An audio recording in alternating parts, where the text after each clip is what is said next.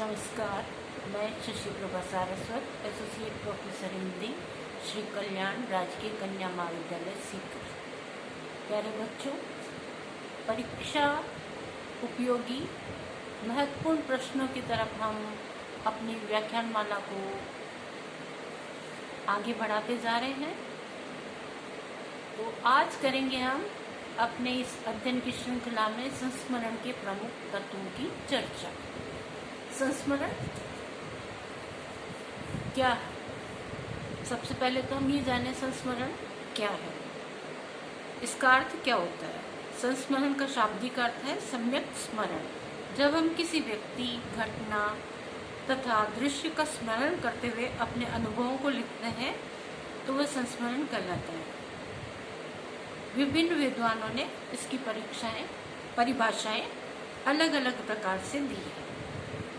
जैसे डॉक्टर कृष्णदेव शर्मा ने लिखा है, संस्मरण लिखने वाला शब्दों द्वारा जीवन की विविध घटनाओं, व्यक्तियों और दृश्य का ऐसा सजीव चित्र उपस्थित करता है कि पाठक के सामने वह व्यक्ति, वातावरण या प्रसंग साकार हो उठता है।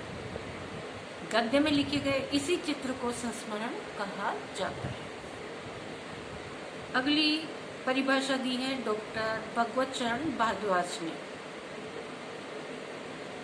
इनका कहना है, व्यक्तिगत संपर्क के आधार पर तथ्यात्मक पद्धति का त्याग कर जब किसी व्यक्ति के जीवन की चारित्रिक निजताओं को प्रकट करने वाली रोचक या मार्मिक घटनाओं को शब्दबद्ध किया जाता है तो उसे संस्मरण के नाम से जाना जाता है। डॉक्टर गोविंद त्रिगुणायत जी के अनुसार इसकी परिभाषा, भावुक कलाकार जब अतीत के अनंत स्मृतियों में कुछ स्मरणीय अनुभूतियों को अपनी कोमल कल्पनाओं से अनुरंजित करके व्यंजनामूलक संकेत शैली में अपने व्यक्तित्व की विशेषताओं से विशिष्ट कर रोचक ढंग से यथार्थ में व्यक्त करता है, तब उसे क्या कहते हैं? संस्मरण कहा जाता है। आगे बढ़ते हैं संस्मरण के प्रमुख तत्वों की। समीक्षकों ने संस्मरण के तत्व और आधार को लक्ष्य करके अपने अपने विचार उपस्थित किए हैं। तदनुसार संस्मरण के प्रमुख तत्व निम्नलिखित हो सकते हैं। पहला बिंदु है सहानुभूतिपूर्ण हृदय का होना। डॉक्टर देवी शरण दस्तोगी के अनुसार सहानुभूति हृदय की अनिवार्यता भी संस्मरण की सफलता की एक शर्त है। यही है कि व्यक्ति के स्वभाव में झांकने का अवसर प्रदान करता है। सहानुभूतिपूर्ण हृदय के स्वभाव की बारीकियों तक पहुंचने की प्रेरणा देता है। दूसरा बिंदु आता है व्यक्तिगत संपर्क की अनिवार्यता।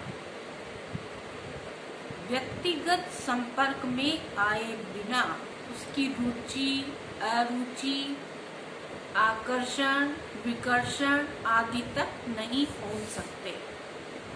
व्यक्तिगत संपर्क से ही एक अन्य लाभ भी पहुंचता है। रचना का वातावरण आत्मीयतापूर्ण हो जाता है, उसमें अतिरिक्त प्रभविष्णुता भी आ जाती है। तीसरा बिंदु आता है हमारा लेखक की स्व निरीक्षण की क्षमता।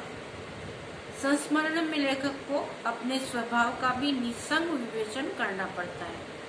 अपनी स्वभावगत विचित्रताओं का भी दृष्टा बनना पड़ता है, तभी रचना में गहराई आ पाती है। रचना की प्रारंभ तथा अंत का रोचक होना, यह हमारा अगला बिंदु। रोचकता तो प्रत्येक व्यक्ति के लिए अनिवार्य है। यदि प्रारंभ में रोचक होगा तो पाठक उसे पूरी तरह पढ़ना चाहेगा और अंत की रोचकता उस पर प्रभावी छाप छोड़ने में समर्थ होगी। तो रोचक तो दोनों तरफ से होना अनिवार्य है। प्रारंभ में भी और अंत में भी रोचकता होनी जरूरी है। कुछ विशेषताएं इसकी संस्मरण का लेखक कोई प्रसिद्ध व्यक्ति होना चाहिए।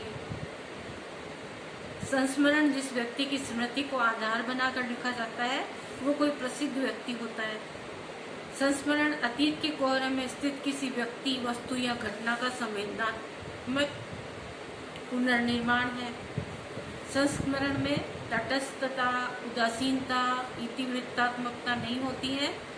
संस्मरण लेखक की स्मृति में वह व्यक्ति, वस्तु तथा घटनाएं ही आती हैं जिसमें